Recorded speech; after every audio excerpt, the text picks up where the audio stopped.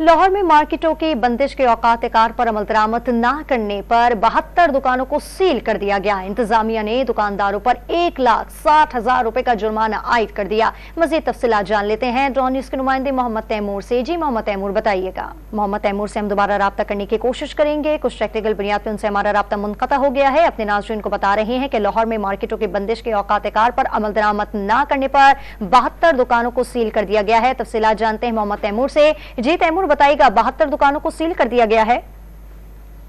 जी बिल्कुल, जिला इंतजामिया की जानिब से 10 बजे तक तमाम तर दुकानदारों को जो है वो टाइमलाइन दी गई है कि 10 बजे तमाम तर दुकानें और तमाम तर कारोबार जो है वो बंद होंगे। तो इस हवाले से खिलाफ वर्जी करने वाले दुकानदार जो थे उनमें 72 दुकानें जो है वो बंद की गई हैं और 1,60,000 जो जुर्माना है वो अब तक आयद जो है वो किया जा चुका। और खिलाफ वर्जी पर 5 दुकानों को 1,60,000 रुपए जुर्माना अलग से जो है वो आयद किया गया। तो इस हवाले से भी कार्रवाइयों का सिलसिला जारी है।